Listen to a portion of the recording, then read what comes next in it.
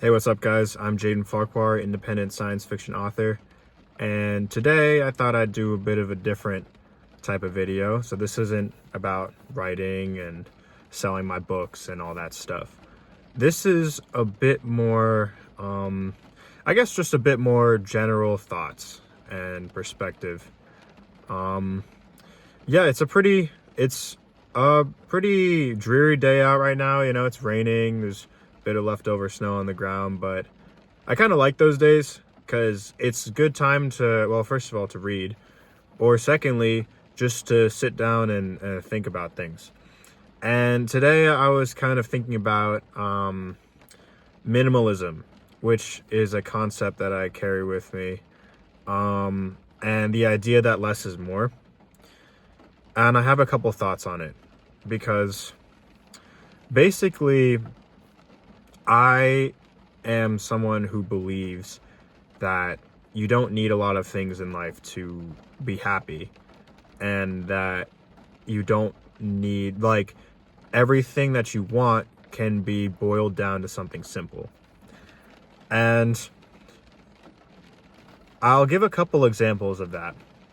But first of all, one thing that kind of irritates me is when we fall into a cycle of always needing more money. Like, I've talked to people about, like, obviously it's very relative. People have different needs. Some people have families they need to look after and other things. And I am not trying to say, oh, here's a set amount of money and you should be happy with that.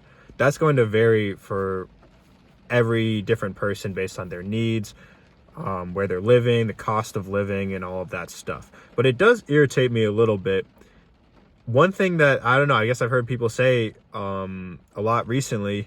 Like, I've talked to some people, and I've talked to some people who they know people in higher paying jobs that we're talking about, or people who are a little more successful financially, and they're really making it work. We're talking about someone in particular who moved to New York, and it's like, oh, like, he makes hundreds of thousands of dollars a year, but that's still not a lot these days, because after taxes, and the New York taxes are brutal. I mean, that's just a fact. But after taxes, he's barely got anything left. He's only got half of it. And then if you want to go out every so often, and he wants to just live a normal life in the city, his whole paycheck is gone. And I'm not denying that about New York. It's a very expensive place to live. But just the whole the whole idea that, like, oh, I don't know, like, even if you're making $200,000-$300,000 a year, that's not a lot these days, right? Like, you always need more. You can barely afford a house on that salary. And I'm like, what are you talking about? It's just such nonsense when people talk about how, like, some amount of money. I also hear this in conversations of retirement, and it's like, oh, like, a couple million these days is nothing. $1 million is nothing. And I'm just like, that's just a mindset, regardless of cost of living and inflation and anything like that. That's a mindset that will never make you happy. Because think about it this way, right? Let's say you pull in, let's say you do make $300,000 in a single year. There's an incredible amount of money. You have the average American salary in there like 5 times over, probably 6, because after taxes, right? 6 or 7. Like, if you wanted to, you could take that money and you could do so much with it. You could do so much. You could do, whether that's, buying more, like, whether that's having cost savings in what you buy, if you really take the time to get, save money on, I don't know, the car you buy, if you drive, or on transportation, or you save money on, maybe you find a way to improve your living situation, get a couple of roommates, do whatever. You have options. And if you're able to save even just, let's say, a third of that money, right? Or a third is a lot. Let's say you're able to save 15% of that money, right? You're able to save 15% of that money. Yeah, that's if our example is $300,000. That's $45,000 right there. You have after taxes, you have a an annual salary for many that you just saved. You only save 15% of your income.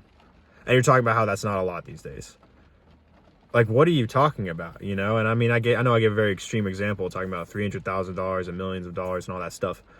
It was just that ridiculous of a conversation that we were having.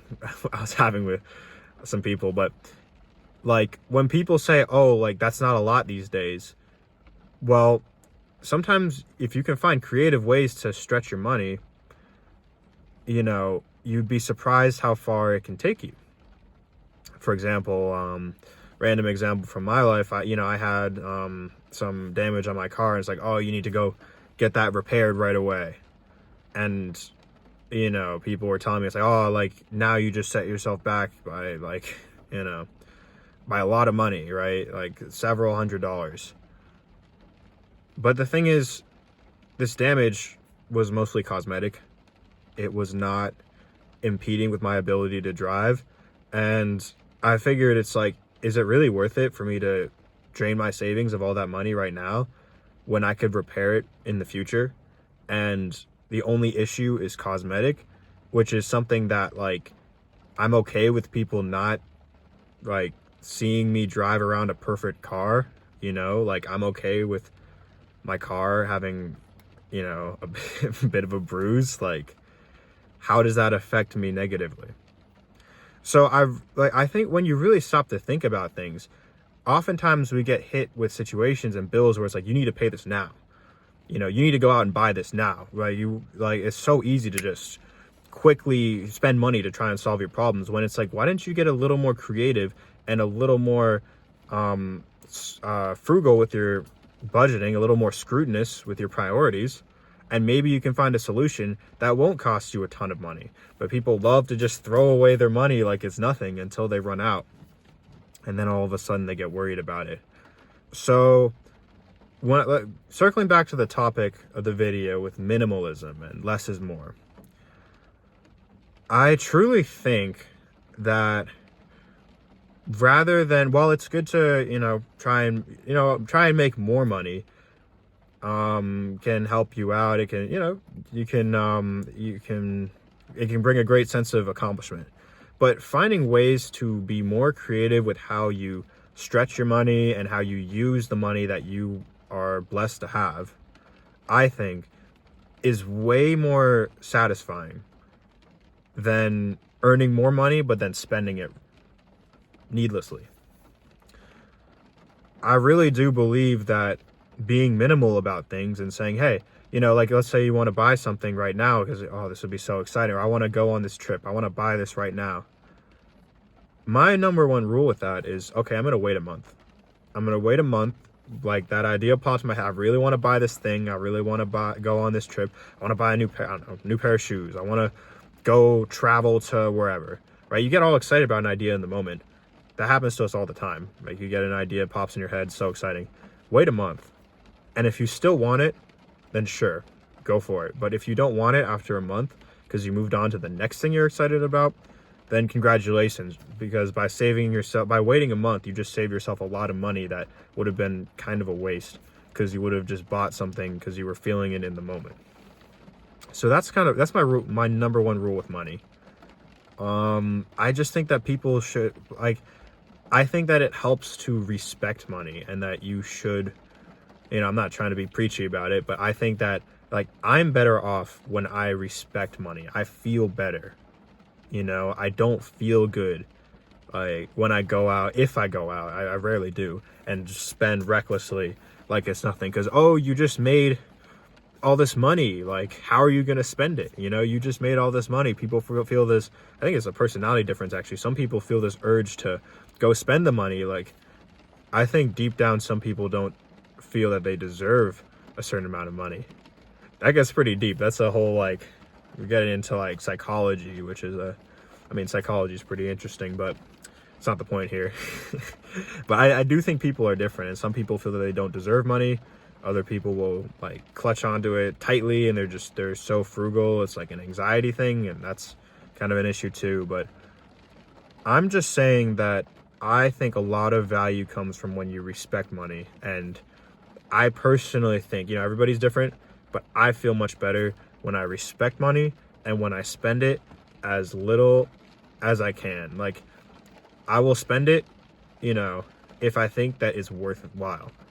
I will spend it, I will buy something that I actually am going to use. Or I will get a, I will get a repair or an upgrade that I actually think is useful. Or I will,